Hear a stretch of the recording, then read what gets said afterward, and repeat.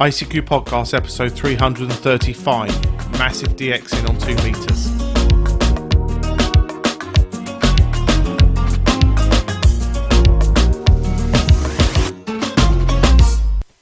Well, hello fellow amateur radio enthusiasts, and welcome to this, our 335th episode of the ICQ Amateur Radio Podcast, supported this episode by our monthly and annual subscription donors. In this episode, Martin M0MNG is joined by Leslie Golf 0, Charlie India Bravo, Dan Kilo Bravo 6, November Uniform, Edmund Mike 0, Mike November Golf, to discuss the latest amateur radio news. Myself, Colin M6BOY, rounds up the news in brief, and this episode's feature is a feature on Massive DXing on 2 meters with Cesar Echo Alpha 8, Charlie X-Ray November. Well, as always, it's your very kind donations that keep the ICQ podcast advert free, and for this episode, we'd like to thank our monthly and subscription donors that continue to show the value they get in the show by supporting us and keeping your show advert free. If you would like to help out, all you need to do is visit www.icqpodcast.com/donate and think of the value we bring you. And there's many subscription options there available for you to show your appreciation. So we'd like you to consider us for the next show, episode 336. Well, now we're going to head on with the show here. We're going to join Martin, Leslie, Dan and Edmund to discuss and generate thoughts about the latest amateur radio news, including new Spectrum license, and AO27 celebrates 27 years. As always, hope you enjoy. The ICQ Podcast. Come for a moment. Stay for an hour. Well, hi guys. Welcome to episode 335 of the ICQ Podcast and tonight's roundtable for that episode. Tonight, I'm joined by Mr. Leslie Butterfield G0CIB. Hi, Leslie. Good evening, Martin. I can't believe it's episode 335. Wow, where has the time flown? I'll tell you what, I can't either. And this year has gone phenomenally fast, considering everything's been locked down. God, has it gone fast? Indeed, indeed. I just wish I had 2020 vision. Oh, I'd rather not that one. Dan, we have Mr. Dan Romanchik, KB6NU, the other side of the pond, hopefully going to try and keep Leslie and I into some form of... don't try and rope me into doing that. Well, you'll try, I'm sure, Dan, but I'd say it's fun to have you again, and you always bring something good to the table, so that's good, and you added me a news story, which I quite liked. We'll do nearer the end. And back over to the UK, we have Mr. Edmund Spicer M0MNG. Hi, Edmund. Hello, Martin. Hello, everybody. And I managed to get you to do a record for me the other week, and I really do thank you. We're using the feature this episode. You had a chat with a gentleman, and we're not going to say too much now, but I thank you for doing it because I run out of time, and I thought you being a multilingual, you'd be better at it than me. So that was good news, mate. The whole thing is in English before anybody starts worrying. All right. Well, I do tell people I speak 2 languages, Edmund, English and bad, but, you know, it's just the way it is. Right. Let's start. I think this whole thing, this whole next news stories might take a little bit of time. In fairness, Ofcom to introduce new Spectrum license condition. Now, I think that, well, I personally think this is a good thing. We've got away with burying our heads in the sand for so long on some of these things. Leslie, I know you've done a lot of work on this one and you're very passionate about it. So tell us what you think. Oh, well, where would you like me to start, Martin? As you said, Ofcom are bringing in some new licensing regulations, and it's about radio amateurs doing an RF assessment. It's anything 10 watts EIRP and above, so you have to do an assessment. As can be expected, and I've looked on the internet and seen what the people are saying, it's hit the proverbial, and that's the only way to say it. So let's just sort of follow this through for a moment. Ofcom has put the statement up, And during the consultation process, there's been some consultations from companies such as BAE Systems, Sky, Royal Yachting Association and Seacoal. And as one would expect, they're not overjoyed about this. What sort of comes across to me is that this is the comments, which are very valid, and I do agree with them. They're from an engineering point of view. This whole process is not from an engineering perspective. It's from a political situation at the moment, probably legalistic, yes. Hence risk assessments. Now, risk assessments are pretty normal here, and it's part and parcel of the way we work all the time. So I personally have no problem. Looking at it a bit further, in America, this has been going on for a long time, and they're very, very well versed in it. Parts of Europe, they're a lot stricter, especially in terms of heart pacemakers and all sorts of things, especially in the Netherlands. And I think in parts of Germany as well, and I need to check up on this, you have to have a plan for your station, and that's like a planning permission type process. You can't do what we do here, sort of put things together ad hoc. My own take on it, and this isn't going to be popular, and I know people are going to jump up and down, is that I do feel that we're about 20 years behind on this. The approach in this country has basically been to let sleeping dogs lie. Well, I do understand that, but what happens when the dog wakes up? That's the situation we're in at the moment. Hence, yep, Ofcom have had the consultation. They've got the feedback from some of the manufacturers and organisations, including our National Society. So let's look at the reality, what's going to happen. And this last part is really my own personal view on this. Ofcom, in my view, don't really police things unless there's a problem.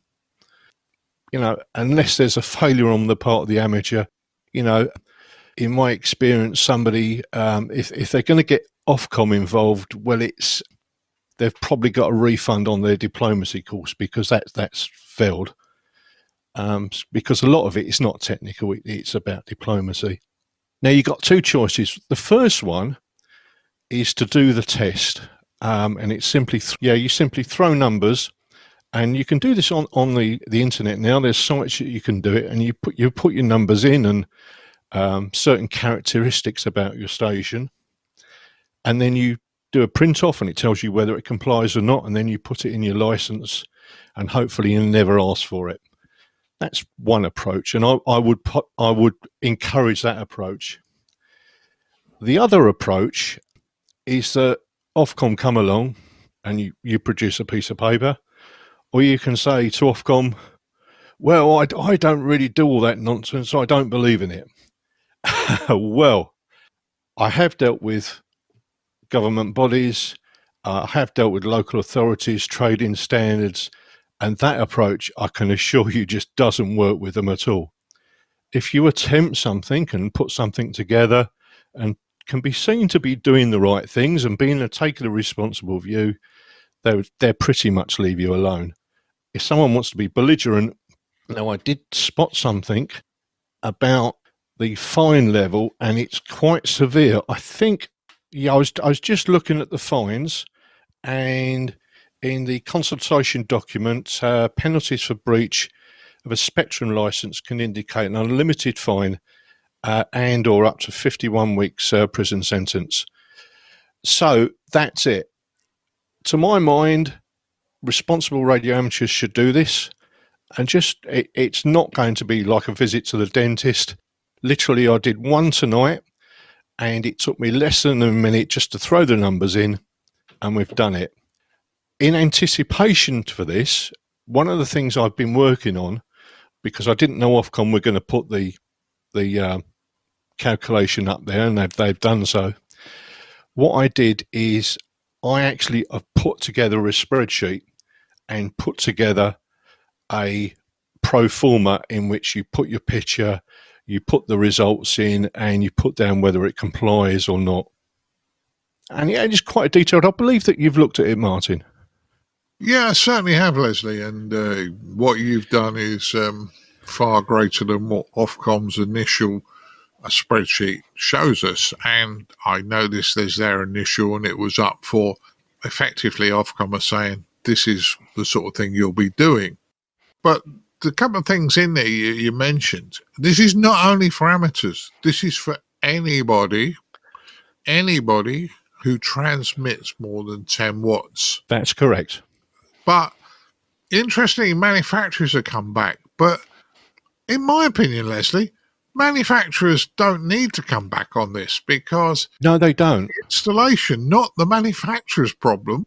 Exactly. I mean, I used to work for a well-known tool company, and let's say the appliance or the bits and whatever the good was, whatever the electrical product would comply. But depending upon how you install it, how you put it together, and a radio transmitter is a very good example, that the installation itself can be a non-compliance. So it's not good enough to say, well, it was sold on the market compliant, because if you put it together incorrectly with, let's say, your antenna too near the public. I mean, let's say you have a 1,000-watt amplifier. If you're in the middle of a field and you have your antennas high up in the air, there's not going to be a problem. But, you know, if you run 1,000 watts, as one guy in Walthamstow did many, many years ago, and he decided to run 1,000 watts on VHF and try and work Italy, and he got pulled up on that, and he said, well, my license says, and the local magistrate said, well, no, it doesn't. A bit of common sense needs to come into this. Now, I know there's all jumping up and down at the moment, but I can assure people that when things are sorted out, and there's going to be some changes, when things are sorted out, it's not going to be that difficult at all. And it is the responsible thing to do. Over to you, Martin. Well, I'll sum up on some of this as well, but I'm not upset that this has come in, personally. I'm going to ask Edmund next, and then I'll push it over to Dan in the States, because it's kind of been semi in the States for a long time. So we'll talk about that in a minute, Dan. But Edmund, what's your thoughts? I do have certain reservations about the practicalities and the enforceability of this, but that aside, the RSGB wrote a very eloquent, detailed and comprehensive response to Ofcom previously that pretty much mirrored my feelings on this subject. Now that Ofcom have announced this, the RSGB is putting together a further response. And if you have strong feelings on this one way or the other, the RSGB have invited presumably anybody, there's nothing on the website saying it's restricted to RSGB members only, to get in contact and to add their submission. Beyond that, yes, I could see it causing a problem with special event stations, maybe, where the public are nearby. But as Leslie says, it's thinking about it and doing it is the responsible thing to do. The only big omission I spotted was that there's reference to radio amateurs and other people, sort of professional or commercial users, but there was no reference to CB. And on CB, you can legally run 12 watts SSB on the mid block, the lower 40 channels.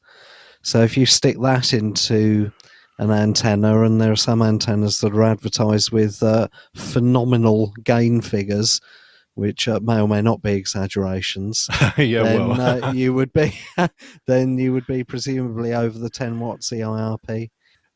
Can I pick up a point that you made earlier about special event stations and the public? If you're going to do anything to where the public involved, it's beholden to people for the organisation to carry out some risk assessment.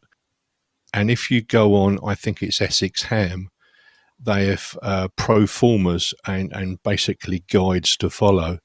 Again, I would say follow them. They're very, very good indeed. And if someone says, well, we're not going to bother with that, good luck to them, because I personally would just walk away from it. We are all responsible adults, and knowledge, just because this is being put in, doesn't necessarily mean we've been doing it right for years. We have more knowledge as time goes on and better understanding. And as a responsible adult, I'm quite happy that they want to protect me and the public. It's not just the public, it's you and the public.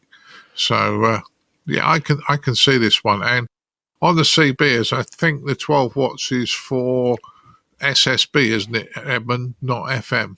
Correct, yes. Yeah, in which case they might not actually be putting out 12 watts, because if they haven't got the mic gain set right, then there's a fair chance they could be putting out a lot less than that anyway. But technically, if they're running 12 watts, they should do this risk assessment, because they're over 10 watts. It doesn't specifically, I mean, there's a bit on amateur because we're a big operation, but we've got our society in there fighting about this. But which is a good thing. You know, the society should fight this. Well, I'd change that slightly. Should make strong representations. I mean, the only thing I would say is, to my own personal opinion, it's that the 10 watt limit is exceptionally low. Doing the calculations of a standard 100 watt amateur radio HF transceiver, and let's say you've got a dipole on, let's say, a 10 meter mast, I can assure you that will pass, because I've done the calculations and it's absolutely fine. If somebody's standing right next to it, and there's very little gap, and then that's another issue. But 10, that's the only thing I'd really take umbrage over, because 10 watts is very low in my view. yeah, but they're going to start somewhere. Exactly. Incidentally, the spreadsheet, the trial spreadsheets that Ofcom have issued, I had a go on it and it works fine, but I'm too mean to pay for Microsoft Excel. So I opened it using one of the free Office suites that you can get, LibreOffice in my case, and it worked fine. I have read on various internet forums that some users of Excel have been able to open it and it's worked fine, no trouble at all. Other people, for whatever reason, have not been able to open it successfully. And if that's you, then there are a couple of settings that you have to change and adjustments that you have to make in Excel in order for it to work properly. So if you do a search online, the specifics on that one ought to become visible.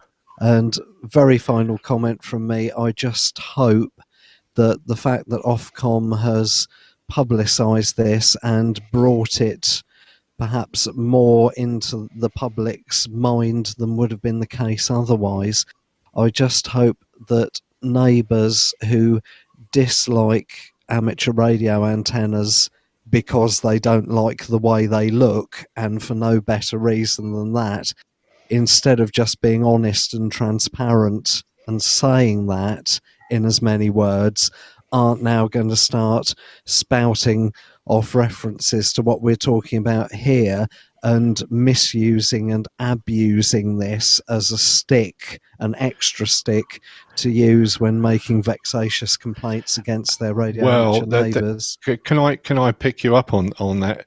You do raise a very important issue, and I'm 100% with you on there. That the question is, and it comes down to this: have you carried out the assessment? Now they've used spurious arguments in the past, and I'm very, very aware of this. What you have to say is, I'm required to carry out the assessment, and it's been done, and it complies.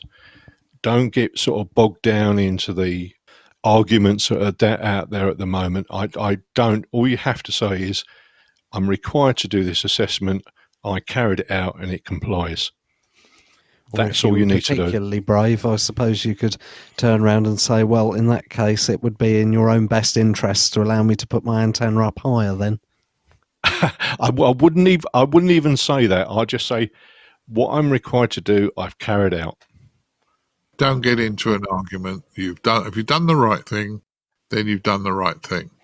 We've left Dan out in the cold for a long time. Dan, I remember. No, that's fine. You know, I've been playing around with the spreadsheet myself here, and it's certainly very simple to do. And I actually couldn't get it to work with the Mac spreadsheet program, but it does work with LibreOffice, so on the Mac, so that's good. I'm going to start recommending my students do this. You know, have them plug in the numbers and make sure that they're got the right separation distance here.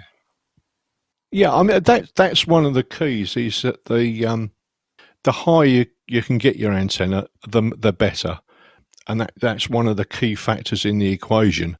You don't have it standing right next to you; you have it as high as possible. And this spreadsheet tells you how high it should be, the minimum height it should be. Yeah. You know, just this kind of a funny thing. I got an email one time from a guy who had an indoor antenna, and he was trying to run a fair amount of power into it. And I told him, I mean, I didn't have this spreadsheet, but I told him, man, you know, he had the antenna running around the roof of his room, the room he was in. And I said, man, oh man, I don't think you really want to do that. I think you're a little, it would have been nice to have this to show him, you know. The thing is that we're not in the 1950s anymore. This is the year 2020, and we have to, shall we say, change to whatever the requirements are of the day. Now, admitted, I do think that with the RSGB's input, some of these things may be modified slightly or, changed slightly, whatever. And it's probably, in my view, in a state of flux. But nevertheless, in one form or another, this is going to happen. Yeah. Well, I seem to remember when I did my American exam, and it's coming up for 10 years, Dan. There was talk of this sort of thing and doing an assessment in the American exam years ago. So we're coming into play now. I know it wasn't as detailed as this, and I'm sure that this will probably get accepted, not just in the UK, but I'm sure lots of other places will be looking at this, because if you're a responsible person, you've got to act responsibly, and it is for our own safety. And that's what I tell my students too. You know, here in the U.S., we have the FCC has published a bulletin called OET Bulletin 65. That's I forget what OET stands for, but the T stands for technology, and it provides some guidelines for this. And there's no spreadsheet because this was published actually a while ago. But it would be interesting to have somebody who's maybe more knowledgeable about this kind of thing than me actually compare what Ofcom's proposing against what's in this FCC bulletin. And I'm going to guess that it's probably pretty close. But since the FCC bulletin is showing its age, maybe that should be updated a little bit. But one thing I would recommend. Now, there's obviously people out there that are still not convinced about this. I would actually urge them to look on the Ofcom website, and if they scroll down the page, there's a lot of references to the World Health Organization, the INRCP. I may got that slightly wrong, but there's a whole rake of references that show, and if you read through those references, you'll be able to see exactly where Ofcom is coming from on this.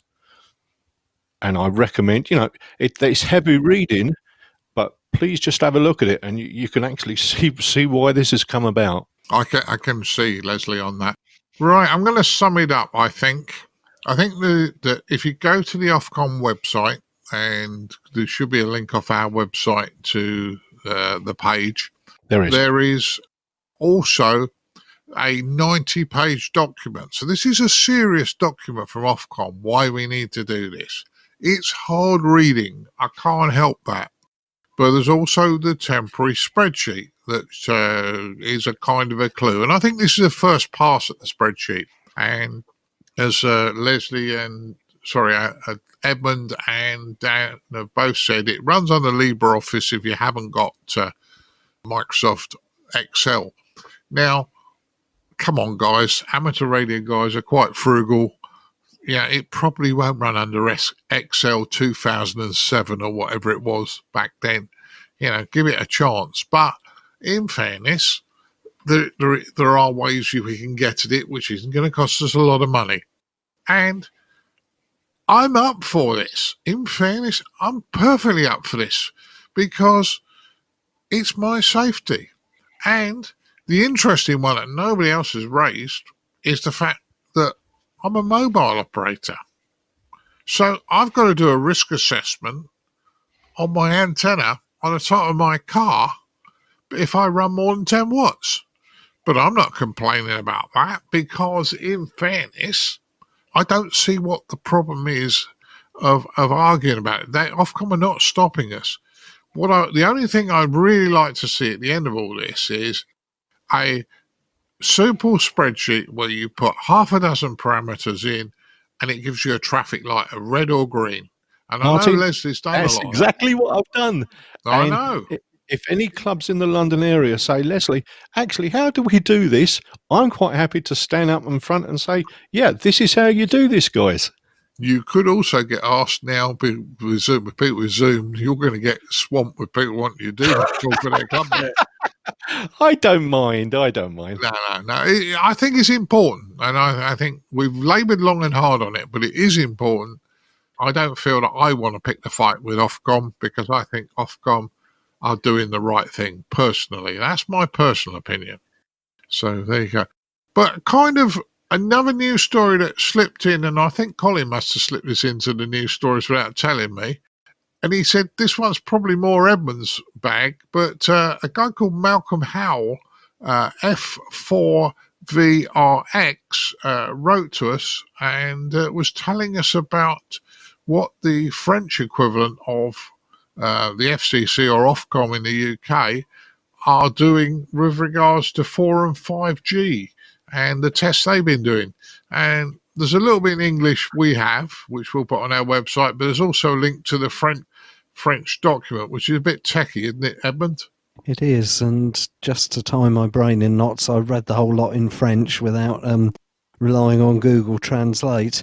But to sum it up, the initial results from the findings of the ANFR, which is the equivalent of Ofcom or the FCC in France, is that if 5G goes on to the 3.5 gigahertz band, it's not going to cause any major problems in terms of exposing the general public to harmful levels of non-ionizing radiation in densely populated areas. They've crunched the figures and they've worked out that the volts per meter indoors and outdoors that would occur in the worst case scenario is tiny compared to the limits, and that by introducing 5G on those frequencies rather than trying to shovel all the extra traffic onto the existing 4G infrastructure will have a positive result of 70% in terms of what relative to what, I'm not entirely sure. But it seems that everything is going to be wonderful, apparently. Right. Well, as I say, we were talking about this earlier, and it doesn't sound that bad. It sounds like they've been quite honest about this. Dan, I know you're over in the States, and this is a French story, and 5Gs must be hitting you guys.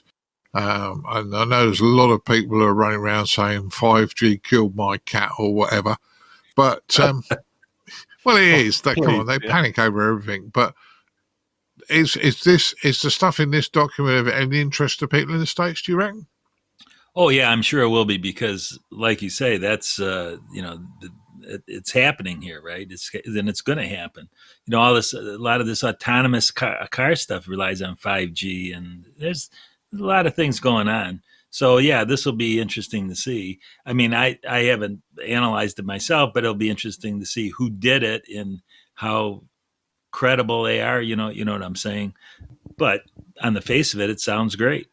I was interested by one of the final comments, which was that the 5G at 3.5 gigahertz won't have much of an impact because the antennas, presumably on the mobile phone masts, are, well, the French word they've used is orientable, which I would translate as rotatable or movable. So I'd be very surprised if you had mobile phone masts with a rotator on them with little Yagis moving around that followed you down the street or anything like that. So I'm not entirely sure how that works. Maybe they means the masts have those like flat panel antennas on them, 4 of them. I think what they're doing is probably inside there they have various antennas, and by phasing them, they can quote unquote beam form. Oh, yeah. I would guess that's what they're doing. I like the idea of a little rotator on every phone mast with a Yagi swinging around that kind of follows you as you walk past it down the street. Oh, dear. That is fun. Now, I'm going to go over to Leslie, who's probably got his tinfoil hat on at this point in time. What do you think, Leslie? Oh, like I said, I went through this subject, and what can one say? It's going back to what you were saying before.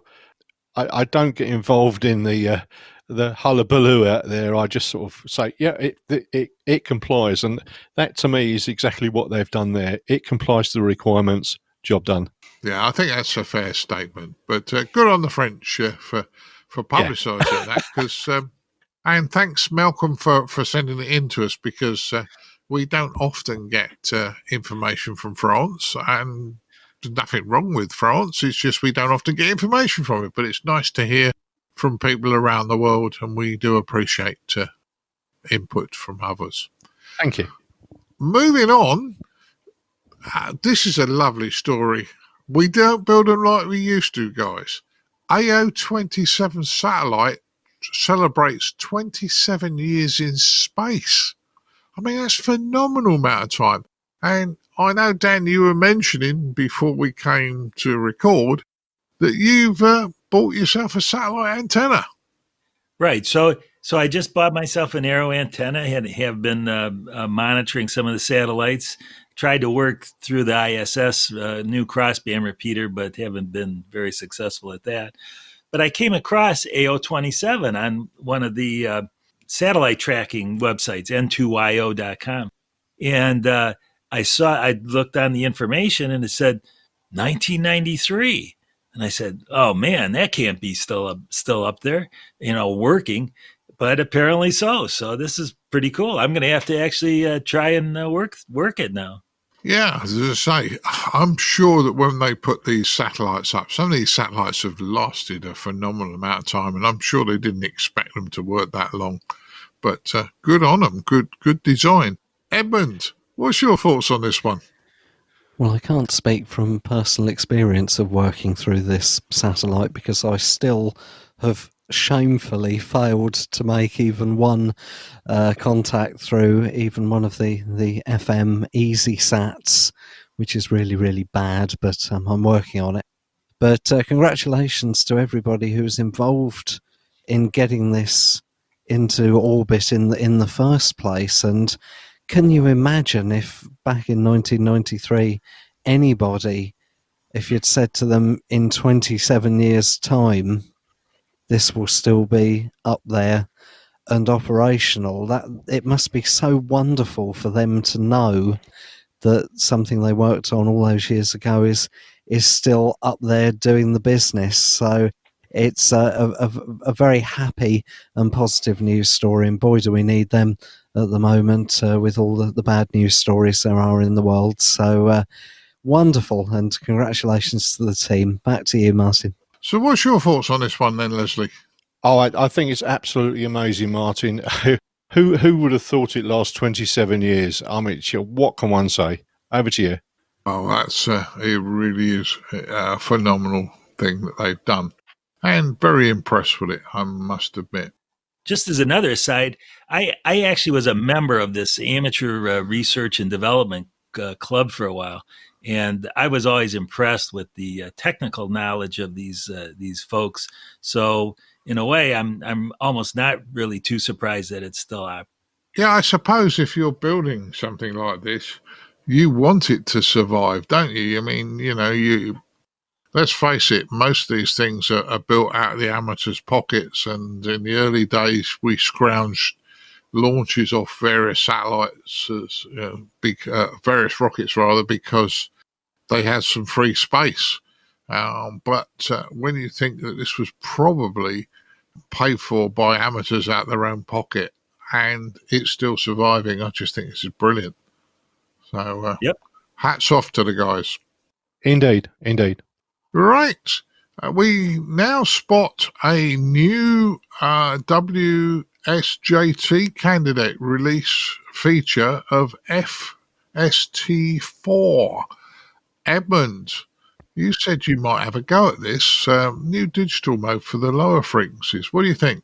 Well, it's come along at a very good time because we are a couple of months away from the winter solstice in the northern hemisphere, and we are at the very bottom of solar cycle 24. Okay, I know that sunspots belonging to cycle 25 have been spotted, but this winter that is coming will be probably the last one for a number of years where we have so few sunspots. So a very good time for activity on LF, 136 kilohertz, 2,200 meters, and MF, 472 kilohertz or 630 meters.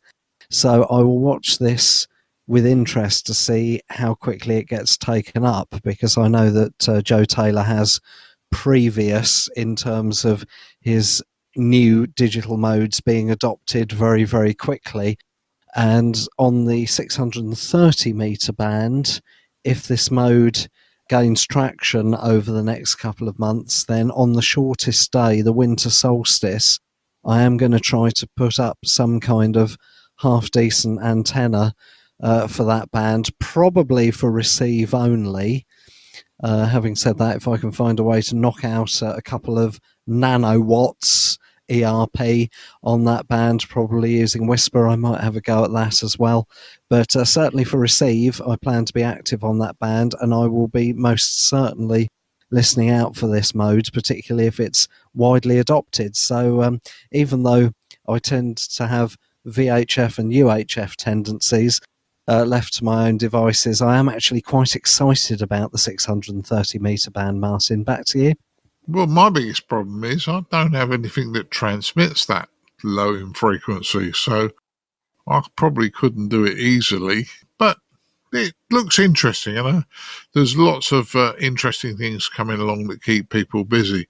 Leslie, a new digital mode, LF, are you likely to look at this? It's, to be honest, Martin, it's not really my bag, but I did chuckle about the LF frequencies. But I do believe we went to a talk on LF at the convention, and it was like coil formers, and the dustbin was the coil former. But it was fascinating, absolutely fascinating. But I'm afraid I'm not really a digital person on that. No. Well, for our American cousins, a dustbin translates to a trash can. I think I've got that right, haven't I, Dan? I think we can figure that out. Yeah. So I guess my question will be, is this going to take up another frequency on 40 meters? Already we've got an FT4 frequency, an FT8 frequency. Now we'll have an FST4. I don't know, Is there going to be any space for CW guys anymore? Oh, surely not, Dan. Surely you're not getting squeezed out. You're a CW operator. That can't be happening. Well, a couple of comments, Dan. First of all, the mode is not optimized for propagation conditions that you would encounter on HF. It's more apt for the lower frequencies. And secondly, the 136 kilohertz allocation is absolutely minusculely tiny. So if it'll work on there, 40 meters, the whole band is enormous relative to the bandwidth of this signal, and particularly over in the States where you have the privilege and the luxury, I'm not envious, of having an extra 100 kilohertz on that band compared to what we have in Europe. So no, I don't think this mode will obliterate any significant portion of 40 meters. I think it's safe to say that you're safe, Dan. Don't worry. I know. I'm just kind of joking. But the point is, okay, so we have this one now. We'll have another one next year. We'll have another one the year after that, right? And It's called progress. Well, I don't, you know what? I don't really mind, but I'm just saying. Because you know what? I think when they choose these frequencies, I don't think they're thinking enough. Like the last one, this FT4, it's on 7047 or something like that. It's like right near where the W1AW sends out bulletins and code practice. And yeah, I just think that there should be. Let's put it this way: there should be more communication about what frequencies to choose. That's all I'll say. Well, I've got into one hot topic tonight. I'm not going to get into two. Yeah, I agree with you, Dan, that there needs to be more consultation. And the thing is, this hobby is growing and changing so quick. I mean, I'm going to just forget about the new digital modes. But if you take, for instance, that now Morse has been done away with as a license requirement, and amateurs, certainly in the UK, have a full access to the HF bands, all right, with limited power. There's just so many places people can go. If you give them all these frequencies, you know, people complain now that 2 meters is dead. No, it's not. There's not as many people on as there used to be. But the thing is that because we've given people so many privileges, but the people that are diluted over a bigger area or spread over a bigger area. Correct. And it's the same with, it's going to be the same with digital modes. The more digital modes we have, it's exciting and it's clever and all those sort of things, but we are in some ways diluting where we find the people, because, you know, it will dilute, and then suddenly people say, well, there's no digital activity. And well, it's because you're not listening to the right digital activity at this moment, or the current flavour of it. So it'll be an interesting one, I think. And to be fair, I think the ARRL does have some kind of effort to do this. So I'm maybe jumping the gun. Yeah, but it's the ARRL your side of the pond, RSGB our side of the pond, and other national societies around the world. And unfortunately, I think a lot of these things have got to be harmonised. I mean, right. we still don't have harmonised bands properly yet, do we? In fairness, I mean, your band plans are different to our band plans. Your 60 meters frequencies are different to ours. You know, the harmonisation's wrong in many instances, and that needs to be fixed as well. Right. Sorry, I'm getting off of my soapbox again, aren't I, Dan? Oh dear. Okay, let's move on to our next one. Italy adopts remote oral amateur radio exams. So I thought, that's interesting. Interesting to hear what they've got to say. You know, it's a different way of doing this. Whether it's a good thing or not, I'm not sure, but there are some people that may actually be a lot more competent when you quiz them verbally than putting pen to paper. Just a thought, guys. Edmund, you go first. Yes, absolutely. I know a G4 locally, no call signs mentioned, who really, really struggled to pass the RAE as was back in the 70s because he had trouble with reading the questions, writing the answers, and he's possibly slightly dyslexic, for example. And I've very much got the impression from conversations with him down the years that if the exam had been administered orally, it would have helped him an awful lot, and he would have probably passed the exam a lot sooner and a lot more easily than he did in reality. I did like the translation. It did make it sound a little bit like a TV game show where they talk about envelopes and, you know, answering the questions. It was I haven't watched Countdown regularly for years, but when Carol Vorderman was doing the numbers bit, there was that phrase, I'll have one from the top and two from the bottom and 3 envelopes from anywhere else. So it did remind me a little bit of that. But yeah, it's a good development that I could see helping a lot of people. So another good news story, Martin, isn't it? I think so. And I was listening to, I'm going to give them a plug, BBC Radio Surrey the other day while I was working. And there was a lady on talking about dyslexia. And she said, my talent of dyslexia. And I think everybody thinks dyslexia is a disabler. And she was actually saying that people with dyslexia sometimes have trouble putting down words in the correct order, as we know, or letters in the correct order. But their mind kind of works in a slightly different way, and they're more creative. Her feeling was that people who were dyslexic were potentially quite creative and thought outside the box.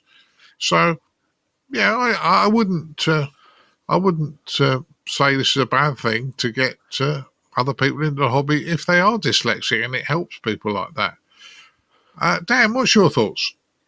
Well, I have a question about this. Maybe you guys read this a little differently than me, but it sounds to me like there's only 5 questions. Is that correct? I mean, in this envelope, there's only 5 questions. Are these questions supplements to another written part, or is this the whole exam? I'm not fully sure, Dan. I mean, this is as a new story came up. I can't see. I think somewhere like Norway, and forgive me, Norway, if I'm wrong, but I think Norway is the examination is only 17 questions, so I can't imagine it being 5. There's probably 5 areas where they'll answer, and probably random questions within that area, I would suggest. Okay. I must admit, Dan, I wondered that as well, but I don't speak Italian well enough to read the original text. So well, let's just say it's 5. Then I suppose the examinee could be quizzed. Maybe the 5 questions are like just broad topics, and they let the examinee talk about that topic for some amount of time. I don't know. So the flip side of this is, well, that's a good thing, right? You know, it is good to be able to allow people to take an oral exam. Then it puts a little bit more onus on the examiner to be able to evaluate the responses. So if they got all that in order, then hey, I'm good with it. Yeah, well, I suppose if you said to somebody, explain how to do a mobile installation of a VHF, UHF transceiver into a car, and that was the question, they started talking, and I think it has to be interaction. So the examiner would quiz them along the way. They'd say, oh, well, I'd do this. He'd say, why would you do that? If it's that sort of quizzing, you could really quiz somebody to make sure they had comprehension. I think in a lot of times, and I'm probably going to get lots of emails about this, but a lot of exams, you only have to regurgitate what people have told you or what the syllabus tells you. You don't have to have comprehension. And there is a intermediate license holder I taught many years ago that has an ism, and I'm not going to say which one it is because it'll identify him, but he could tell you what the word was on the 10th paragraph of the 50th page, because he'd almost photographic memory. He knew all the answers. He could give you all the right answers, but he couldn't give you any comprehension of why the answer was right when you asked him slightly deeper. So it could be a useful way of doing exams by people just checking comprehension. Maybe I'm going off at the topic. What do you think, Leslie? Well, One of the things I didn't mention, Martin, many, many years ago, I did a method of instruction course as part of my training at the time. So fast forward 30 odd years, and I thought, well, I better do an update. And I did it with a place called CityLit in London. And I thought, okay, you know, I need to make sure that my certifications is reasonably up to, and trainings are up to date. And they were talking, and it was a 2-day course, and it was exactly about this type of thing and about taking people's difficulties into account. And what you were saying before about, before it was very much you're there to learn, recall, and that the answer is this. There was no demonstration of there was no demonstration of understanding at all.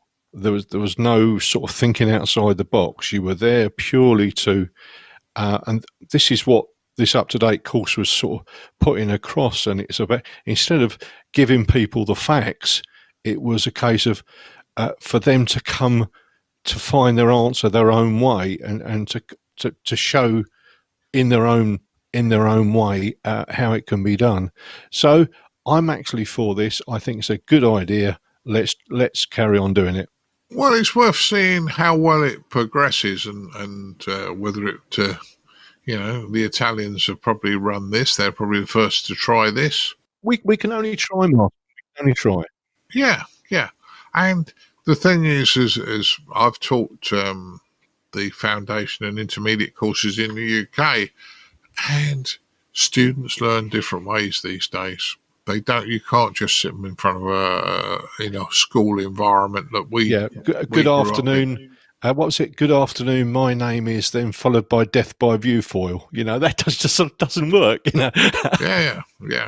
You've got to make it lively and exciting and all those sort of things, and sometimes practical, which is another way of doing it. But yeah, I'll be pleased and interested to see how this one goes. Right, last news story. Dan put this one in on me a few minutes ago, just as we were starting to put the finals together. And radio signals from Mars. Well, I believe Mars was the closest it's ever going to get to us for a long while on the 6th of October. But, Dan, you see that they are picking up a carrier off an orbiter. Yeah, I mean, how cool is this? You know, it's got to be the longest communication, or at least reception, by an amateur radio operator, and I'm really impressed by this, actually. And isn't this guy, this Tilley? It was done by a gentleman named Scott Tilley in Vancouver. Isn't he the guy that found the lost satellite? Remember we talked about that several months ago? I'm thinking he's the same guy. I think you're right. I think you could be, and I'm going to throw this one out there. There's a Hiram Percy Maxim Award for communication, two-way communications with Mars. Well, right. So I was going to mention that as well. And it was, now apparently we've got half the trip. There's a thing called the Elser Mathis Cup. And it's to be awarded. It was given to the ARRL in 1928, and it was given to the ARRL to award to the first amateur or amateurs that accomplished a two-way communication with Mars. So they're halfway there. We're halfway there. Yeah, Wow. I always get this one confused. I always think it's Hiram Percy Maxim did it, but you're right, Dan. I bow to you, but better knowledge on that one. But it's good. And he did it with a 60-centimeter dish. That's kind of impressive too, right? That's not a very big dish. It's an extremely small dish, in my opinion. But that's great. There is a picture we've got of the dish, so. Hopefully Colin will add that to the website as well, which will be good. Leslie, go on.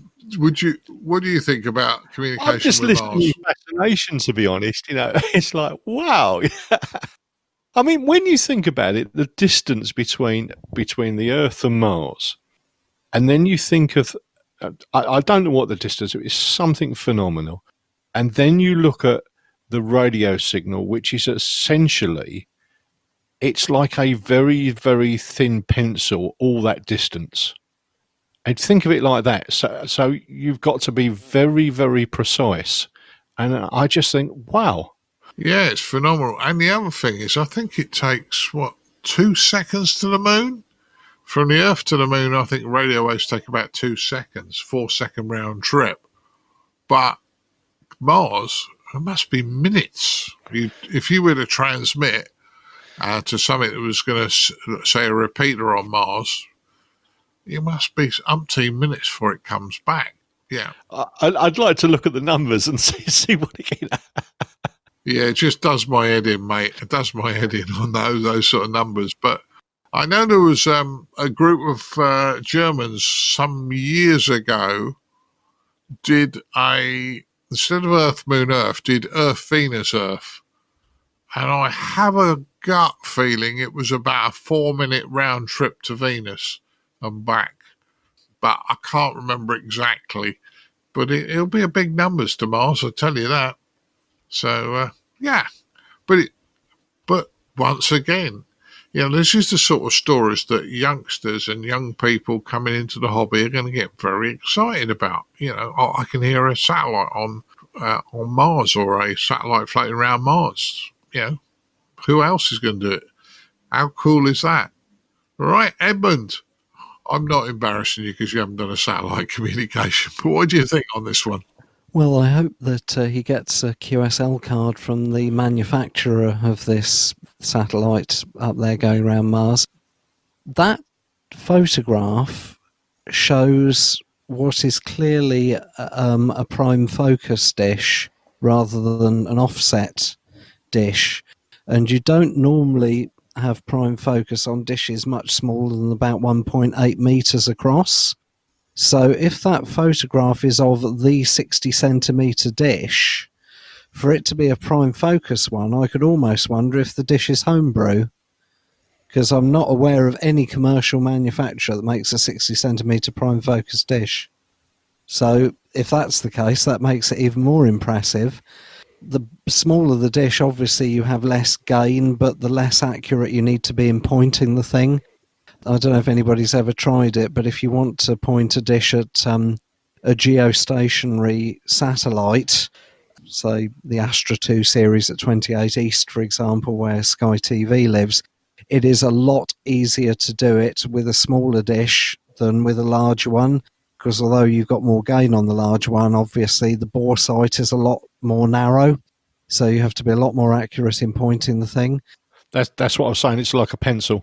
I'm actually wondering if having a 60 centimetre dish isn't as much of a disadvantage as it may first appear. But if that is a homebrew dish on top of his other achievements, then that just makes it even more jaw-dropping. So congratulations to Scott and anybody who mucks about on, I think it's X-band, isn't it, around about 7-8 gigahertz rather than C-band, which is what I associate with prime focus dishes. Anybody who mucks around with dishes on those bands for any reason, be it amateur radio or otherwise, I've got an awful lot of time for them. So another good story, Martin. This is becoming a habit, isn't it? I'm trying not to, honest. No.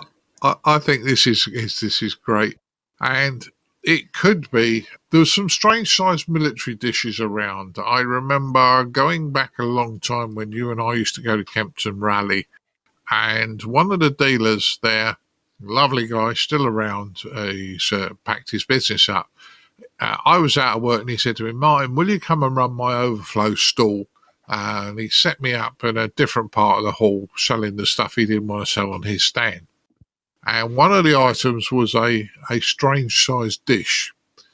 And the guy that was helping him at the time came across to me and said, "Martin, you'll never sell that. I've been to 6 rallies and nobody's interested in it." I sold that dish within half an hour of opening. It was just somebody wanted it, knew what it was. Great. So, yeah, there are some strange dishes.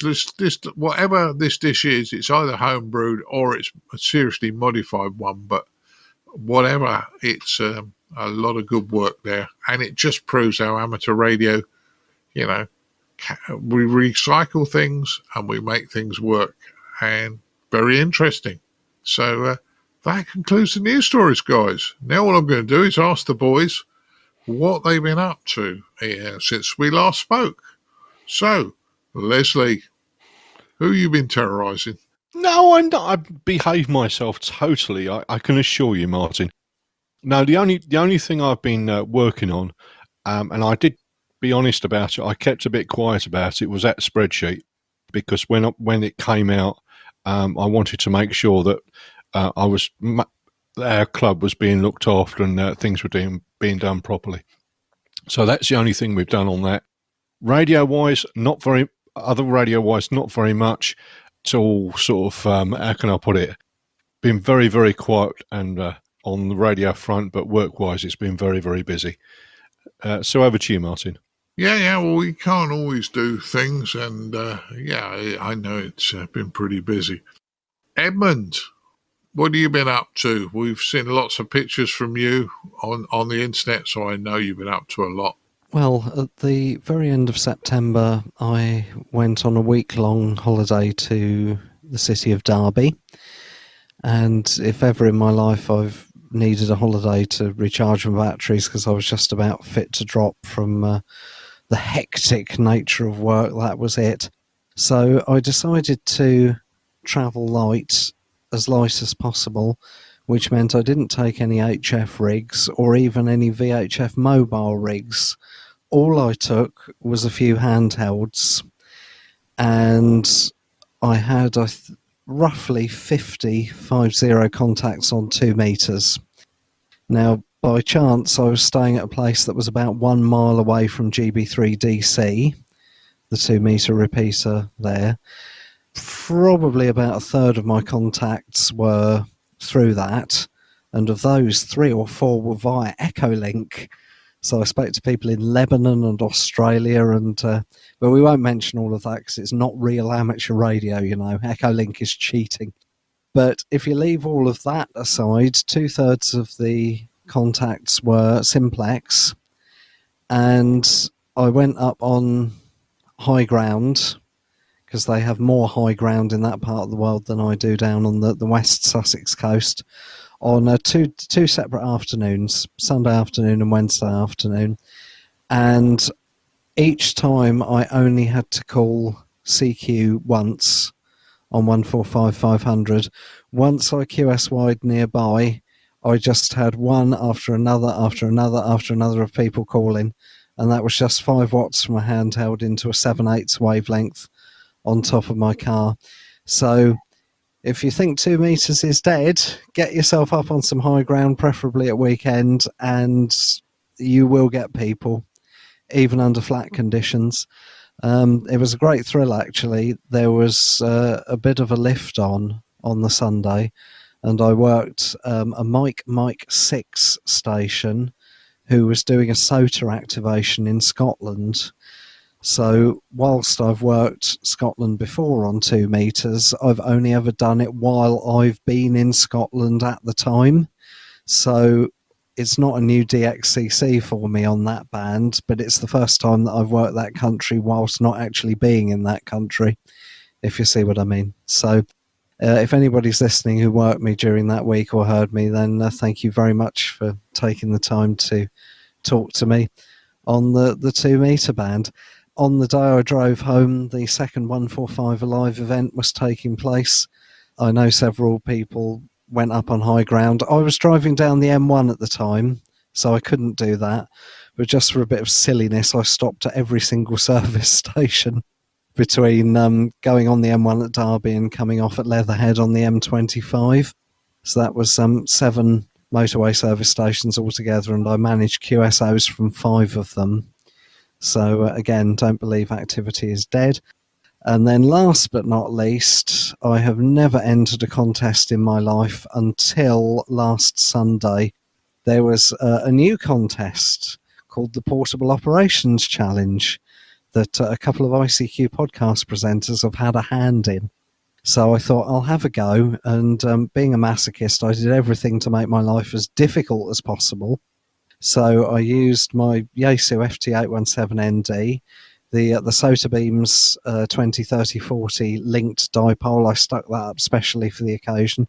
5 watts of SSB rather than an efficient proper mode like CW, and because the coax was very thin to the Sotabeams dipole, and because I was only using an 817ND, and because there was lots of loss in the coax, and because I was using a mode that was not 100% duty cycle, I did my own little risk assessment in my head for seeing that we would be having this conversation.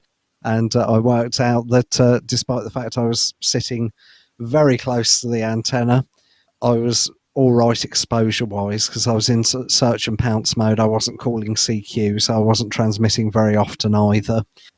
And despite the weather being horrible and me having to dash back inside at regular intervals to avoid the rain and to stop my 817 getting wet, I think I did reasonably okay. 20 contacts all told, 15 on 40 metres, 5 on 20 metres. Best DX was Bulgaria, I think, and the logging program crunched my score as being something like 10,000 and something odd points. So I've no idea if that's good, bad, or indifferent, but I have now done it. I have taken part in a contest in my own right. I never thought I would see the day. What's happening to me, Martin? Back to you. I'll have to take you to the doctors later, mate. sorry If to. you've got a contest bug, you're doomed. You're doomed. You got the contest bug.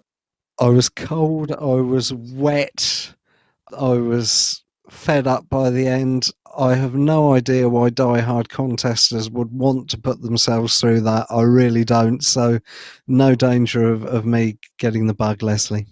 But you'll do exactly the same next year. Oh, it depends on the weather. You'll forget the weather and do it, Edmund. Don't worry. You'll look back and say how wonderful it was. Listen, I do SSB field day with the club. I couldn't do it this year because obviously COVID was around, but I do SSB field day, and every year, the first week in September, we camp in a field, and every September it's damn cold at about 4 in the morning, and there's dew all over the ground, and it's horrible wet and cold, and that's on a good sunny weekend. And then I think every year I think I'm going to do that again. And I always do, Edmund. So you got the bug. There you go. Let's find out what Dan's been up to. Dan, what have you been up to since the last time we spoke? Well, as I mentioned earlier, I did get my satellite antenna and I've started playing around with the satellites. And of course, with my usual good timing, I probably should have done this a couple of months ago because it's getting a little chilly outside here now. But in addition to that, I've started a online general class. So I've got about 35 people in this general class. And we had the first session on Monday, and we're going to do 2 a week for 4 weeks. And hopefully we'll have 34 new general class operators here by then. Excellent. Yeah, it's a good class. And again, like people sometimes claim about the diversity in amateur radio, but in my classes, I'm getting a really good mix. We have many women. I didn't count them, but there's more than a handful, and we've got young guys, and it's good. It's good. Yeah, I was just saying, the hobby is very diversified, and as more and more people find it, I know it was big up until about 1970, and then obviously computers took everybody away from the hobby. But as more and more people find out about it, I certainly get a wow factor. People say to me, "Oh, what were you doing? What's that airing on your car?" And I tell them, today I said, I had a chat with a guy in Melbourne. They go, "Really?" Yeah. No, all right, it's internet connected, and I know that, but it's the way it is. Okay, what have I been up to? Well, mainly VHF stuff. once again, as Edmund says, there's a lot of people on 2 meters FM, new licensees, and people that are travelling that are starting to use the repeaters. So that's good news. And I live on about a couple of repeaters, GB3MH and GB3XP, which are both, one's North Surrey and one's South Surrey. And I alternate between the two predominantly, as well as Simplex. Portable Operations Challenge, I had to write to Frank and apologise. Saturday morning of the contest, and I know it was a 48-hour, Saturday morning of the contest, I ended up loading an 8-yard skip with my old shed and all a load of old rubbish. And unfortunately, I came in after loading this skip, sat down with a cup of tea, thought, it's a cup of tea. I'm absolutely cream crackered, and sat there, and it was all right. And then I went to get up out the sofa. My back, I trapped a nerve, and I was pretty much done for the rest of the weekend. So I did a write to Frank and apologise. I didn't take part in the Portable Operations Challenge. GB3XP, probably already mentioned it, but I'll mention it again. It's back on the air with Fusion, which is good. And I worked a guy in Melbourne this morning, and I had a nice chat with him regarding what was happening down there. So that was certainly a very, very interesting chat. And Ben and I say hopefully chat again. His call sign VK3TBS. He doesn't know I'm on the podcast, so he might be surprised if he ever hears this. But 5 o'clock in the morning in the UK, connected to CQ UK, and there was a repeater obviously in Melbourne, or a hotspot in Melbourne, came straight through to me, which was good. I also fixed a marine band radio, and one of the guys I work with's got a marine band walkie-talkie, or handy-talkie as they call them in the States, and it was as deaf as a post. And it was almost a bin job. And I said to him, I'll have a look at it for you. And I brought it home, opened it up, and there was the usual suspect looking me straight in the eye, the 455 kilohertz crystal filter. So replaced that, or had to order one, replaced that, and he's now got a working marine band radio. Although I've told him it's no longer totally waterproof if he drops it in the seas, obviously it's a brick, but he's quite happy about that.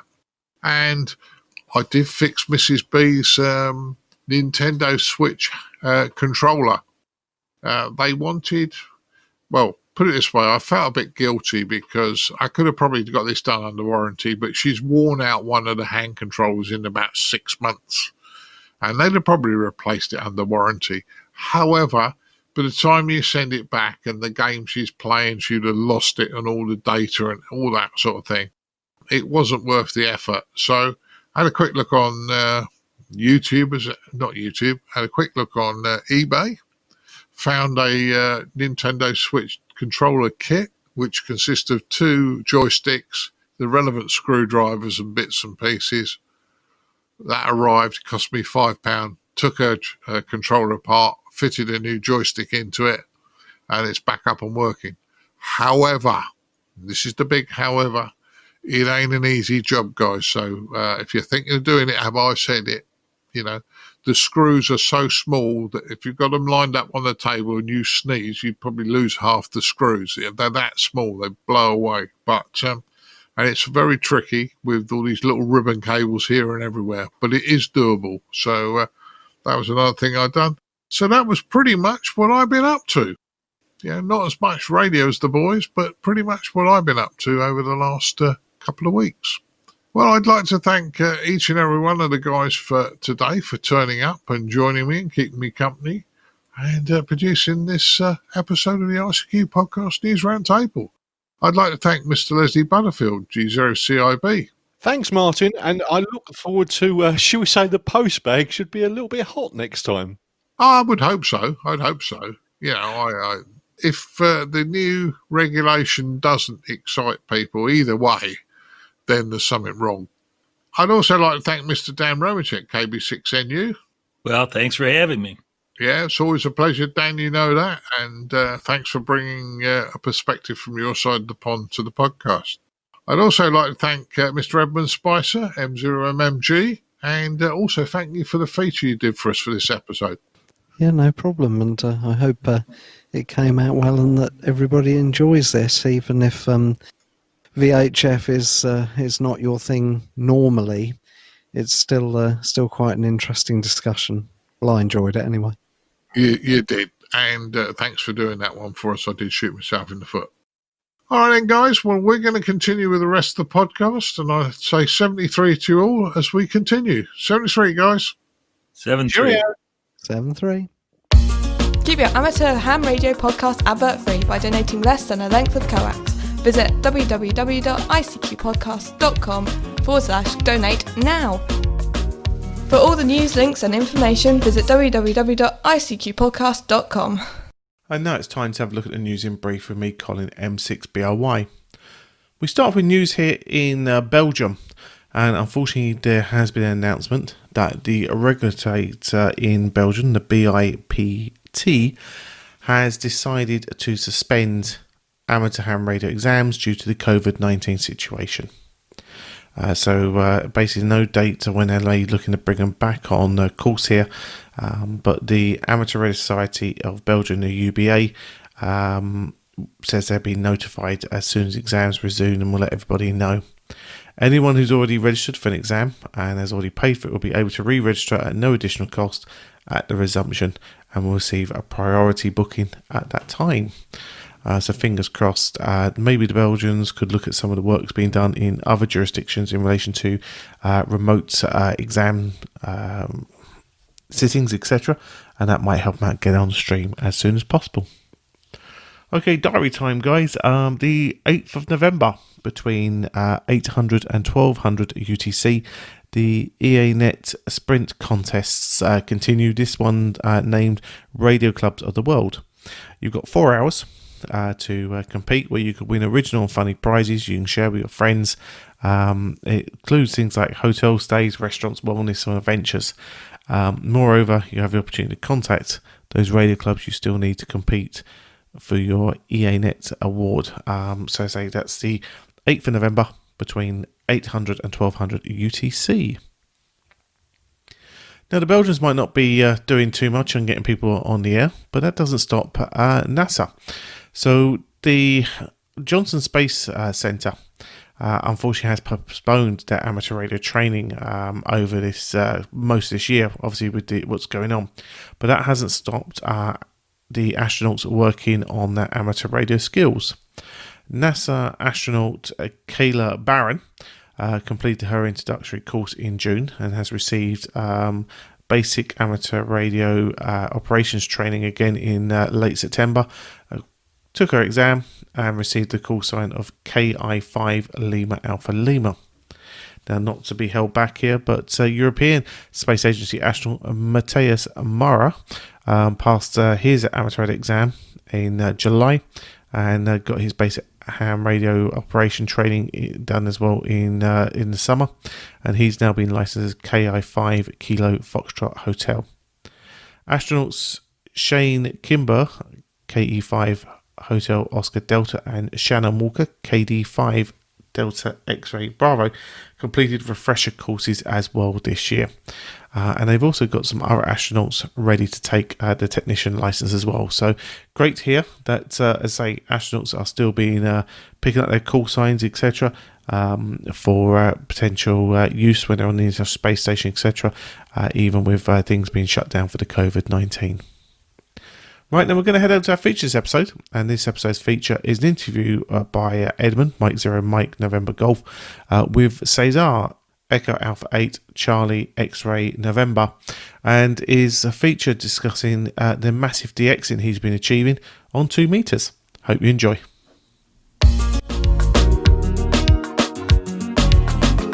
And now, what you've all been waiting for, this episode's feature from the ICQ podcast.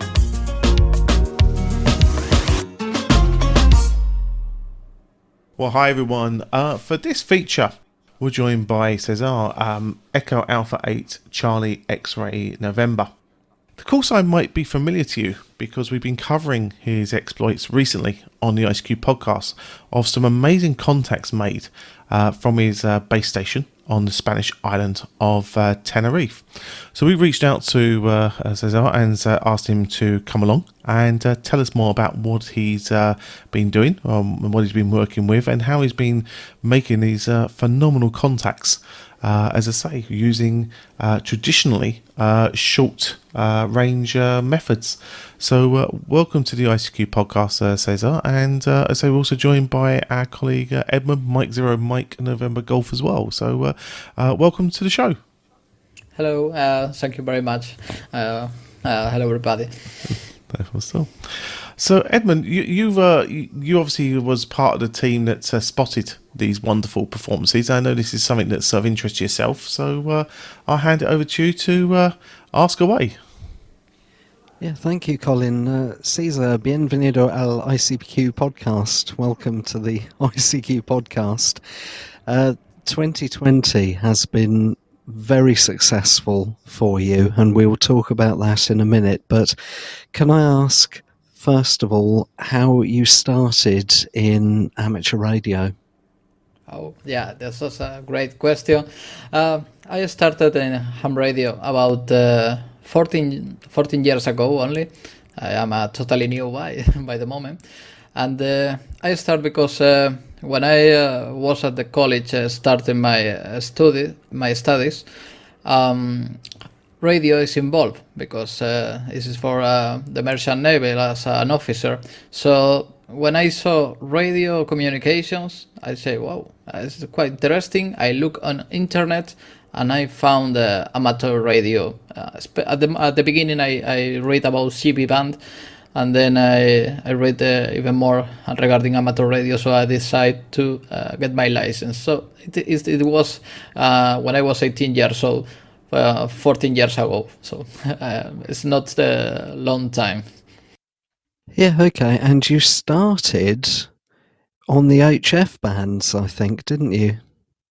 Yeah, I started on the HF band because I think that trying to contact around the world with many people is quite interesting, and also my target is to improve a little bit my English because in Spain we don't speak too much English. So this was my target, and I started on HF, especially on 40 meters. At this time in 2011, propagation was good, and with a simple dipoles or very basic antenna you can make a lot of contacts. And this is how I start, with an all HF equipment, second hand of course, because I was a study and there is not so much money at this time, and easily I changed later on my from HF to other bands. Yes, because I looked at the DX cluster and I noticed that until April 2019, every spot of your station was on HF, mainly 40 and 20 meters, as you've said. But since April 2019, every single spot on the DX cluster has been on 2 meters or 70 centimeters or 23 centimeters. So what happened in April 2019? Why did you suddenly switch completely, it seems, from HF to VHF? Yeah, that's a very good question. What's happened is that I have to change my home. I mean that I go to other place for living in a rent house. So I don't want to disturb to my neighbors. So I decide to use a small antennas, and first antenna that I install is a vertical. Everybody knows Diamond X30 or something like that. Very small antenna on VHF because I don't want to disturb and to install big station. So this is why I change. And when I see with the small vertical that I can make some DX on 2 meters. So this is the starting point. This is when I decide to improve my station and to try to go for longer distance or even on satellite modes. But anyway, at this moment, my station is still very small. It's a very simple one. I wondered if you had moved house, but you didn't move to your current QTH because it was good for VHF. You just moved to a location that happens to be good for VHF. So it was good luck, really, then. Yeah. In the Tenerife, all the north part is very good for VHF, and really I like to live here in the northern part because the weather. We have the northeasterly winds, and it keep us cool. So this is why I live in this north area of the island, and this is good for VHF and up. And I think, from memory, there are hills or maybe mountains not too far away from your QTH, so that's also quite good for VHF, isn't it? I wondered if maybe you started by buying a cheap handheld and then climbing to the top of a hill, for example. Yeah, at the beginning I use a portable radio, SWFT 817, and I usually go to the hill to in HF, in shortwave. I go to the hill to try to get as low noise as possible, but for VHF, really, I do not go too much time for in portable. I usually stay here at home because the situation is very good for that. Oh, okay. I wondered if maybe you had some success on VHF whilst portable, but I understand it's your home station. You described it as a small home station, but if that's true, it's a very successful small home station. Can you please tell us about the equipment and antennas that you have at the moment, please, Cesar? Yes, at the moment I have for 2 meters band a 6-element quad Yagi. This is a very good antenna from Spain. For UHF, for 432 megahertz, I have 6-element also quad Yagi. And for 23 centimeter, I have a homebrew dish antenna. So this is my must. It's a only one must can handle it with a small rotator. Regarding equipment, I use for digital modes SWFT 991, which is very good equipment for all this digital communication. And then I have two old icons for that are full duplex for satellite modes, because this is also another possibility that usually I do the work on satellite and also on the Quebec Oscar 100. So I think this is a good way working in satellites to spend my money on the station, so you can work on VHF and up all the year, not only on summertime when there is tropo. Yes, indeed. So we'll talk about that in a minute. So you are active on 2 meters, 70 centimeters and 23 centimeters. Of those three bands, do you have a favorite? My favorites is I think is 23 centimeters is my favorite, because it has something special when you make a DX on that band. I must confess I have never had a QSO on 23 centimeters, so it's wonderful to hear that you're active on that band.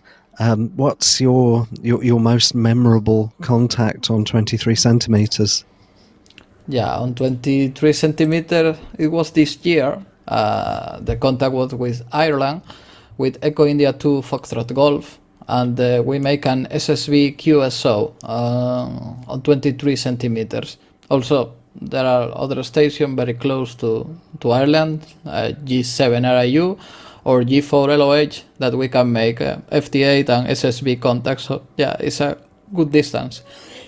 Oh wow, that is very impressive. And I'll just mention at this stage that you have a YouTube channel, don't you? And I think there is possibly a video on there of one of those contacts, possibly with G7RAU Dave, who I know is very well known on the VHF scene, and G4LOH as well. I think you have videos of those specific two contacts on your YouTube channel, don't you? Yes, you are right. I have 2 videos on that band with both stations, and unfortunately with Echo India 2 Foxtrot Golf, I cannot record a video because I have to use my headphones due to the very weak signal. So this was a problem. But with the G7RIU and G4LOH, the signal was quite strong to record a video. Yeah, I know that G7RAU used to live on the Isle of Wight. He's now moved down to Cornwall in the southwest of England, but even so, on 23 centimetres, that's a fantastic contact, and very many congratulations, Cesar, on contacting him on that band. So you've got a homebrew dish for 2.3 gigahertz. Do you have any plans to use that dish on even higher microwave bands, such as 10 gigahertz, for example? Yeah, regarding the antenna, I'm planning to change this antenna because actually it's 50 cm is the diameter, and I want to improve to 1 meter dish because I see some people making some EME, some Earth-Moon Air QSOs with 1 meter dish antenna and a power that normally I handle of 150 watts. So this is my next project, to change my antenna to 23 centimeters to 1 meter dish. But regarding higher frequency, this I think must be on portable. I make some tests on 13 centimeter band on 2.3 gigahertz, which we make 2 QSO north of Spain and south of Portugal. But I think it must be all the time in portable because this frequency works well if you are close to the sea. If you are a little bit farther away that I am, there are too much losses on the signal. So by the moment I am not planning to use 10 gigahertz by the moment. Later on we will see if I want it. I'm sure you do, yes, and I look forward to hearing reports that you've been working stations via Earth, Moon, Earth on 23 centimetres. That would be wonderful. And I'm sure you can do it. From what you've said so far, you clearly have got the knowledge and the skills. So that's really good, Cesar. Now, I said at the beginning, you've had a lot of success this year in terms of, well, not just the number of QSOs. I think your top 8 furthest contacts all happened in 2020, according to your website. And your top 2 for 23 centimetres as well all happened this summer. So tell us about some of the things that you've achieved in 2020. Okay. Yeah, regarding 2020, summertime was an amazing summertime. On 23 centimeters band, we make all these 3 QSO several times, not only one time, on SSB. Also on 2 meters, make a very nice QSO with Puerto Rico, Martinica, and Guadalupe. So it's been that the Atlantic is crossed in VHF from Tenerife. And also at the beginning of the year was quite interesting because we have some openings on December and January. but the most important was in summertime. July and August was a very good months of propagation on Tropo and also on Sporadic in VHF and other bands. Yes, indeed. So, congratulations, because what you've achieved there is very difficult to do. Not many other people have succeeded in making QSOs at that distance. Your best DX on 2 meters was over 5,000 kilometers, which is over 3,100 miles. And I think that's at the upper limit. That's the longest you can go via tropospheric ducting.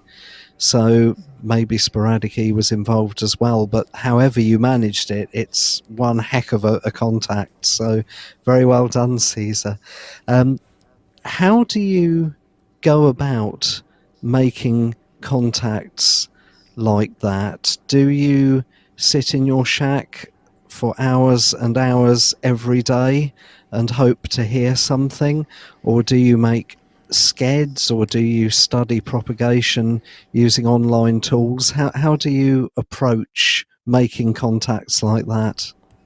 Okay, usually we have a very nice tool that is headboard maps, and we try to always trying to look forward for a week, for example, and the days that looks like better, I try to get free from my job. I mean that I have a special job that I can choose which day to work or not.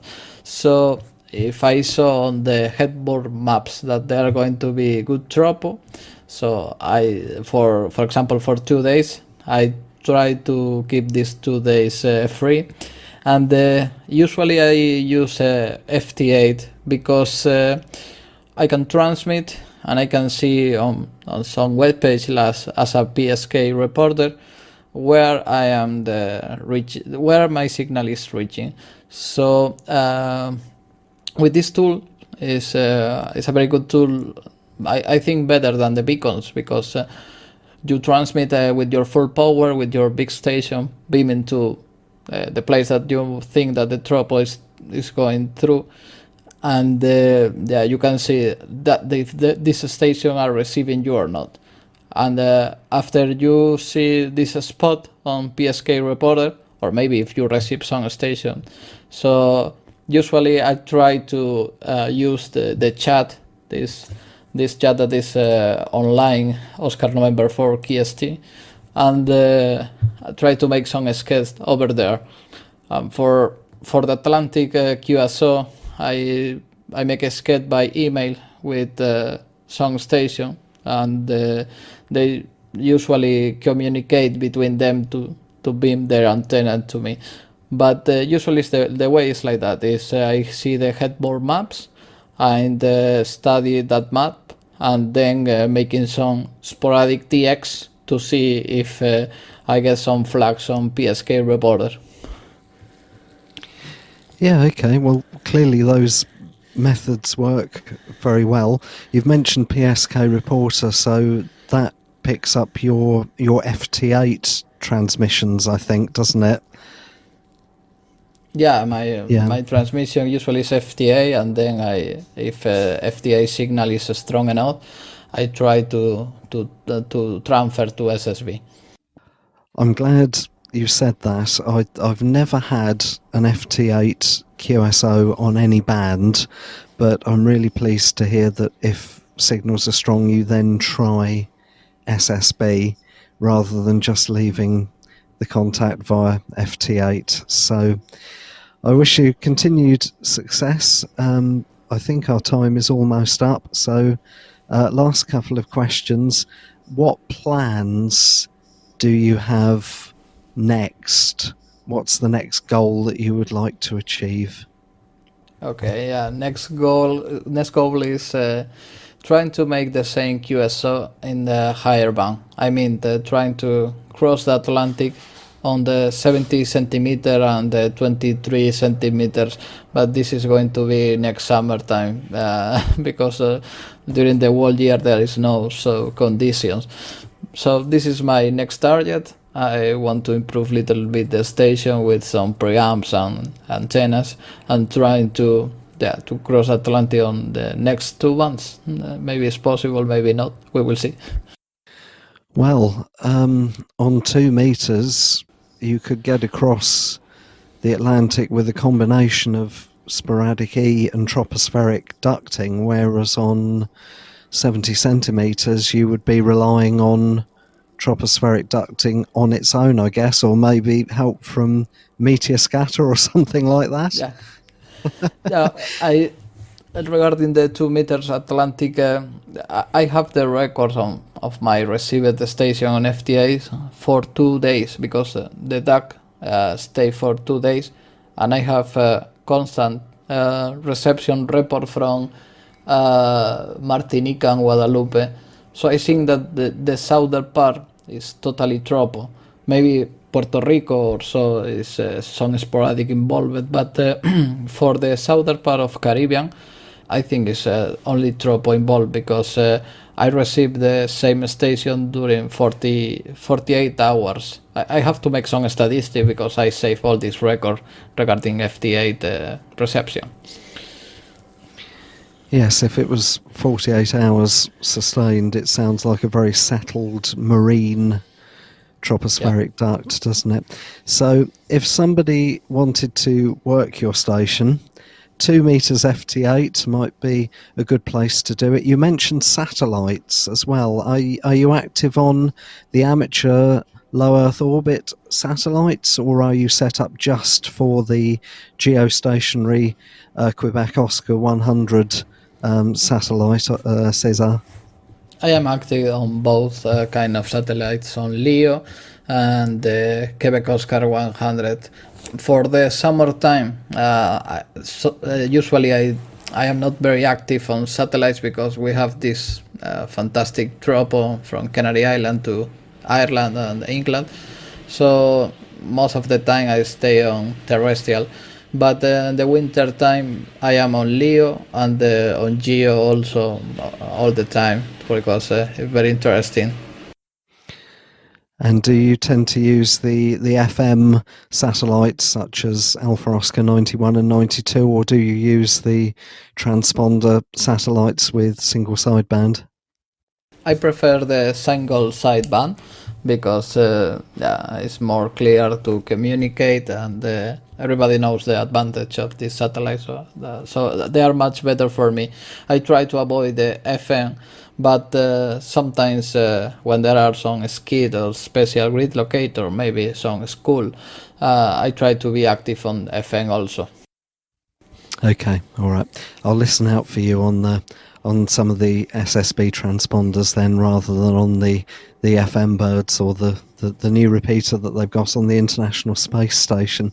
So one last question: if people want to contact you or find out even more about your wonderfully performing station, how can they do that? You have a website, for example, don't you?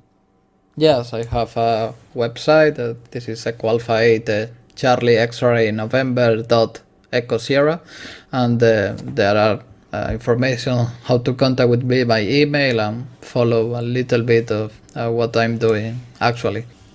And there are also some really interesting videos on YouTube that people can find simply by typing your call sign into the YouTube search box as well. I've really enjoyed watching them this evening and researching your successes since 2019, but in 2020 in particular. So I don't have any more questions. Thank you very much, Cesar, for taking the time to talk to the ICQ podcast. We wish you all the best for the future and the best of luck with breaking those tropospheric ducting records on 432 megahertz, and may your success continue. Thank you very much for being our guest, Cesar 73. Thank you very much for all those questions, for this ICQ program, and the best 73. See you soon.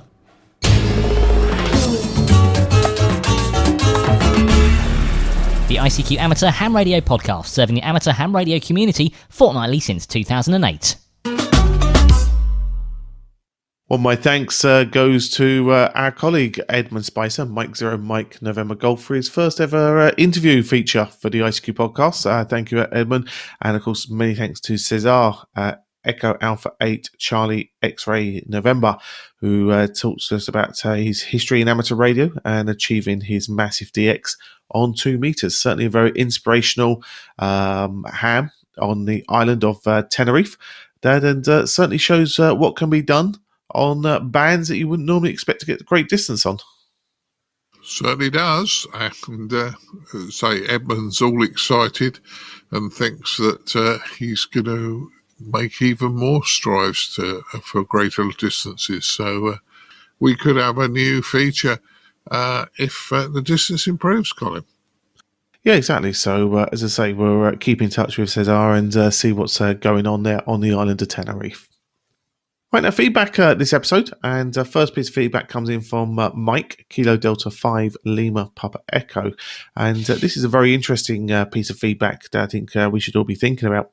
So he says he loves the show, and he's currently catching up on episodes from 2013 to present, and he's just listened to an episode from around 2015 where Android radio concepts were announced. He tells us he's a blind ham, and he has a growing concern about the use of touchscreens in more of the radios coming to market. And he basically is worried that with this adoption taking place, a lot of blind hams may be left out of the hobby. He said touchscreens will be made accessible by Apple and Google in iOS and Android with their prospective screen readers. However, when blind hams have written to the big manufacturers, they have shown little interest in making them accessible, except for Kenwood, who don't offer touchscreens. It feels though we need more choice in accessible radios across price points, and he asks that sighted hams encourage manufacturers to think about the blind community, that even though it's a small market, certainly having some dual use sort of rigs, etc., would be beneficial. So Mike says 73s and keep up the great work. So I think this is a very interesting piece of feedback, because I know we were talking a lot about a radio I bought last year, which was a network radio. And I was saying to you, it was very difficult to use potentially in the car, which is what it was designed for, because the touchscreen was so small. And it made me think a lot about what Mike was saying here as well. And, you know, that was difficult enough to use in a car situation for a sighted ham, but would be even more trickier for someone like Mike in Mike's position. Yeah, I agree, Colin. And I think the problem is that, yeah, everybody wants the latest technology and the greatest and the prettiest looking displays and all those sort of things, and manufacturers are just pushing forward all these niceties, and they are nice. But as our man here, Mike, says, you know, it's no use to a blind ham. The only thing I will hope that the manufacturers carry on doing is putting the voice announcements chip available on these new rigs, so that they do announce what's happening when the person's operating. But in fairness, I don't know, if you can't see the screen, you don't know what to do, whereas at least a blind operator can learn the position of each of the controls on a standard radio, a current radio, and move forward. It's a difficult one, Mike. I hope they keep the voice activation for you. I don't know the answer. It's going to be a mass market thing. The manufacturers are producing these prettier and prettier radios to part us from money from our pocket. But I do take your point. If you're a blind operator, and I speak to a operator that's visually impaired quite seriously, regularly, and he has no interest in the modern radios. So I do get where you're coming from. Rather long answer. Yeah, but it makes me wonder if there's not something to do with the accessibility laws. And Mike's in Denver, Colorado, and it makes me wonder if the States has a slightly different challenging problem maybe than we do in Europe, because I wonder if the accessibility laws in Europe, where we have to make websites, etc., readable, for blind visitors, etc. And I wonder if there's such laws in the States, and maybe that's where the problem's going to come about, is maybe where there's a difference in the laws, and they maybe get around it by technically saying it's a product aimed at the US market or the Asia market, would be where these laws aren't in place, and because it's maybe such a small amount of people, they may be getting around it that way. But I think it's something we're going to have to keep an eye on. I know there's some other things we would love the radio manufacturers to look at. I know one of our big interests is the adoption of USB-C for programming cables and chargers, etc., to reduce down electrical waste, things on those lines. I think, to be honest, I think our manufacturers could do a lot to improve their devices in terms of their usability, not just necessarily all the extra bands and the extra screens and stuff that they actually get onto. I think if they actually ask their customer base, they might find some of the things that excite us actually be quite low end stuff that would actually excite us a lot more about some of their offerings. Yeah. Well, the other thing is, Colin, in the nicest possible way, if you're visually impaired, a lot of new radios have the ability to plug a bigger screen in. Now, that might help somebody who's visually impaired who has to sit fairly close, and instead of looking at a minuscule screen on a radio, they've got a much bigger screen. You've got a better chance. But if you're totally blind, that isn't going to help. So, yeah, Mike makes some good points there. Yeah, very much so. Okay, bit of other news as well. Hams in the UK. Unfortunately, we've lost already our first rally for 2021. The Bratz Raynham Radio Rally has unfortunately bitten the dust due to the ongoing health situation in the world. So that's a bit of obviously bad news, Dad. And that's, I know, a rally that you enjoyed attending yourself, wasn't it? Certainly was. Mrs. B, Martin Ruffell and myself attended that one this year. Had a great time. Met lots of nice people. The organisers are absolutely brilliant. And I just, it's one of those rallies you wonder why you've never been before. It was our first time this year. It's a shame it's not happening next year. But I think the organisers are being very, very sensible. There are reasons why at the moment, and I think we'll see more and more rallies close or not operate next year due to restrictions. But at least they've given you a good warning of the cancellation. This would normally have taken place in February 2021. So we got plenty of notice on that one, Colin. Very true, very true. Just checking in with you now. Is there anything else we need to cover? I think we've got everything. I think on our sheet here. Is there just wondering if there's anything else from your end we need to just pick up on this episode? Not overly. All I'd say is, and I keep saying this pretty much every episode, I've been working a lot of the new licensees, and guys, I encourage you, wherever you are in the world, to, if you find anybody who's a new licensee, be positive, help them. And there's some I've had a lot of interesting conversations with newly licensed hams, and they tell me what they want to do. But one of the interesting questions I've been asking is, what attracted you to this hobby? What excited you about doing this? And a lot of them, because of lockdown, have had time to do it, and they've always wanted to do it for years. So, yeah, they're very interesting people, Colin. Yeah, fantastic. As I say, so certainly a very good thing to ask people and get them talking on the air and get over that first initial tongue-tiedness that comes along.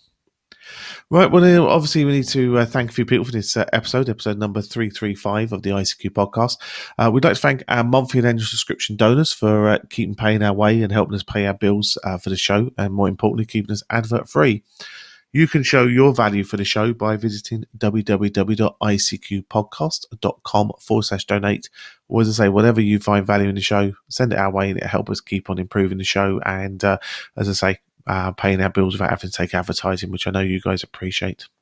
Edmund, Mike 0, Mike November Golf, and Cesar, Echo Alpha 8, Charlie X-Ray November, for taking part in our features episode, as well as Leslie, Golf 0, Charlie India Bravo, Dan, Kilo Bravo 6, November Uniform, and again Edmund for taking part in the News Roundtable. So thanks a lot, guys, for being involved there. Right, well, that just about wraps up another show for us here, Dad. And obviously, the most important thing now to do is make sure you can head off now and make Mum and Mrs. B a cup of tea. Yeah, we're certainly going to make Mrs. B a cup of tea in a minute. Lots of people ask me on the repeaters if I'm on my way home to make Mrs. B a cup of tea, and I usually am. But yeah, we'll have a cup of tea in a minute, and then we've got a few things we're going to be doing for the rest of the day. So that'll be a good one, Colin. Perfect. Well, no problem at all. So I shall bid you and our listeners 73s, and as I say, we'll look forward to catching you again in a fortnight's time. 73s all. 73.